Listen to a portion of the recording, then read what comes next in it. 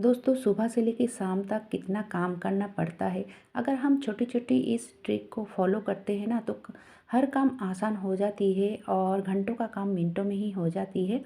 ऐसा कुछ टिप्स मैं लेकर आई हूँ जो कि नई गृहिणी के लिए बहुत ही यूज़फुल होगी। तो चलिए अब देरी किस बात की, वीडियो को शुरू करते हैं। तो सबसे पहले ये जो सब्जियां हैं ना अभी अभी बाज़ार से लाए हैं, तो मैंने फ्रिज के अंदर से ये कंटेनर को निकाला है क्योंकि इसके अंदर डालनी है। दोस्तों ये जब खाली हो चुका है तो इसको क्या करना चाहिए कि इसको क्लीन कर लेना चाहिए, यानी कि धो लेना चाहिए। अगर ये गंदा नहीं भी हुआ है ना तो आप महीने में एक बार निकाल के इसको वॉश कर लीजिए, ताकि इसमें जो बैक्टीरिया होते हैं ना वो एकदम से क्लीन हो जाए, क्योंकि इसके अंदर हम खाने वाली चीज़ को ही रखते हैं। इसीलिए इसको क्लीन करना भी बहुत ही ज़रूरी है। ठीक है, तो मैं थोड़ा सा शैम्पू डाला है। आप डिश वॉश भी डाल सकते हो। ठीक है, डिश वॉश हो या फिर शैम्पू हो, थोड़ा सा डाल दीजिए और स्क्रबर की मदद से हल्के हाथों से, ज़्यादा दबाना नहीं है, हल्के हाथों से इसको इस तरह से घस के क्लीन कर लीजिए। और अब देखिए बात ये है कि ये अगर गंदा भी ना हो ना तो महीने में एक बार ज़रूर, जब ये खाली हो जाए, जब हम जो सब्जियां हैं डालने के लिए यानी कि भरने के लिए जब इसको निकालें तो ज़रूर इसको क्लीन कीजिए, ताकि ये इसमें बैक्टीरिया जमा ना हो। ठीक है, ज़रूर इसको महीने में एक बार इस तरह से धो लीजिए। अब देखिए दोस्तों, धो तो लिया है मैंने, 5 से 10 मिनट के लिए धूप में रखा हुआ था। ठीक है, अगर धूप ना हो तभी कोई बात नहीं, आप इसको पोंछ लीजिए। तो मैंने अच्छे से इसको पोंछ लिया है। अब देखिए पोंछ लेने के बाद इसमें रखूँगी सब्जियाँ। तो इस तरह से सब्जियां नहीं रखना चाहिए। ठीक है, इसको किस तरह से सब्जियां रखना चाहिए दोस्तों, सबसे पहले आप इसमें न्यूज़पेपर का इस्तेमाल कीजिए और इस तरह से इसमें न्यूज़पेपर दे दीजिए, ताकि जब हम इसमें सब्जियां रखें ना, अगर थोड़ा बहुत नमी हो तो इस पेपर में सोख लेगा और ये गंदा भी नहीं होगा। और दूसरी यानी कि अगली बार जब हम सब्जियां फिर से रखेंगे ना, जब ये खाली हो जाएगा तो न्यूज़पेपर को भी आप चेंज कर सकते हो। बहुत ही अच्छा तरीका है। चलिए अब देख लेते हैं टिप्स नंबर 3 को।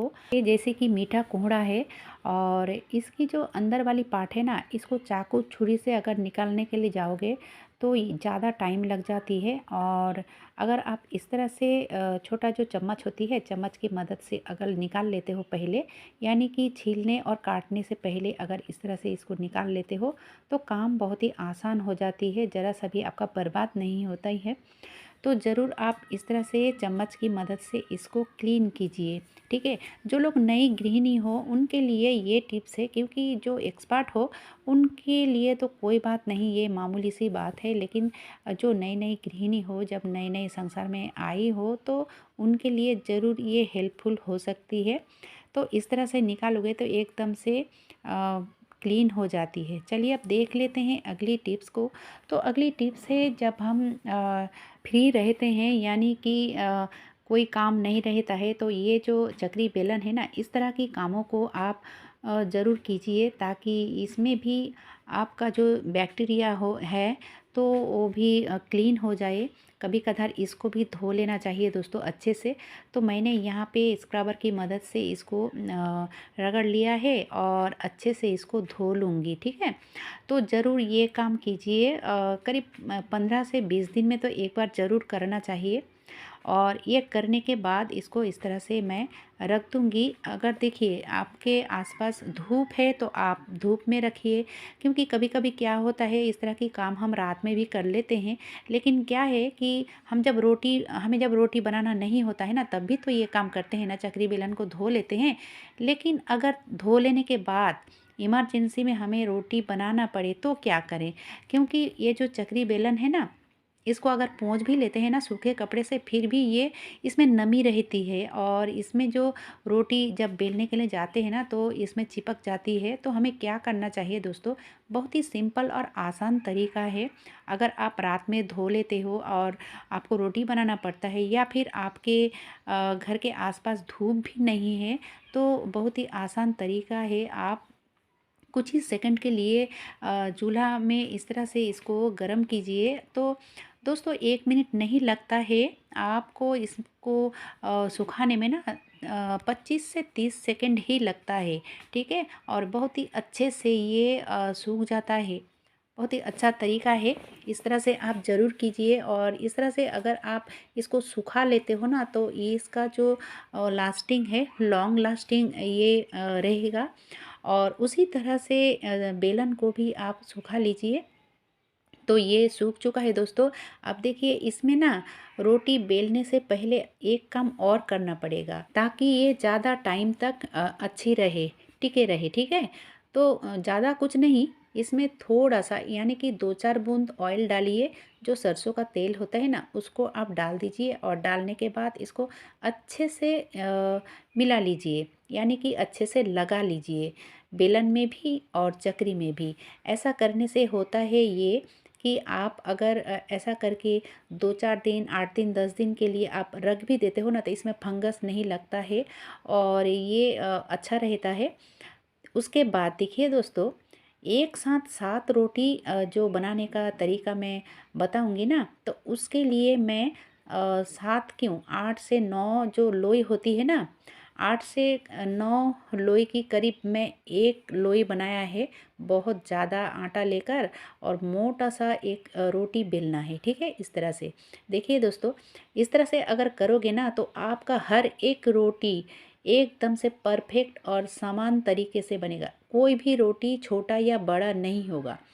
तो सबसे पहले मैंने इस तरह से बेल लिया है और बेल लेने के बाद एक ग्लास लिया है और ग्लास की मदद से इसको कट कर रही हूँ, ठीक है।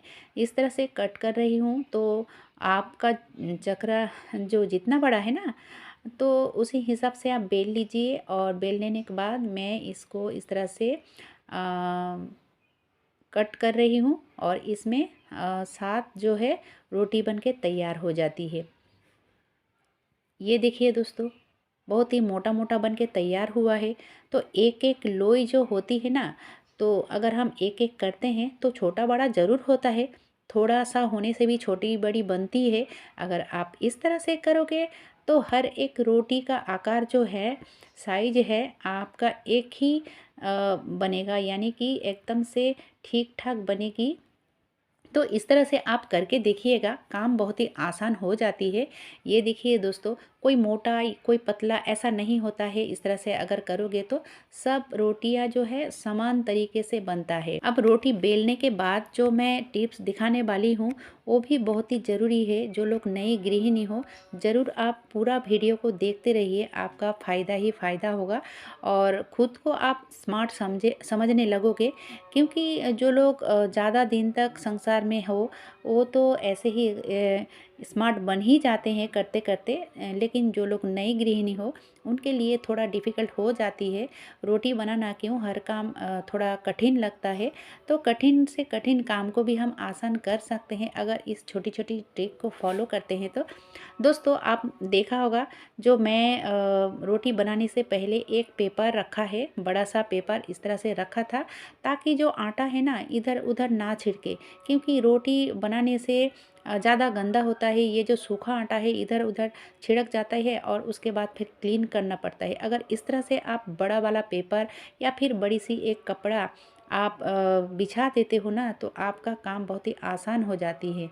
अब देखिए दोस्तों, जो चकरी बेलन में मैंने रोटी बेला ना तो उसको ऐसा ही नहीं छोड़ना चाहिए। आप कोई भी प्लास्टिक लीजिए या फिर आप जो शॉपिंग बैग होती है ना उसको लीजिए और उसके अंदर चकरी बेलन और वो जो पेपर मैंने रखा था ना, हर रोज़ अगर आप नए नए पेपर का इस्तेमाल नहीं करना चाहते हो तो उसी पेपर को आप इसके अंदर रख दीजिए। और रखने के बाद आप इसको रबर बैंड से बंद कीजिए। अब देखिए इसको ऐसा करने से होता है ये जो रात में कीड़ा वगैरह होती है ना, कॉकरोच या फिर छिपकली नहीं जूठा कर पाएगा। तो कैसा लगा दोस्तों आज का ये वीडियो? अच्छा लगा है तो ज़रूर एक लाइक कीजिएगा। आज के लिए बस इतना ही।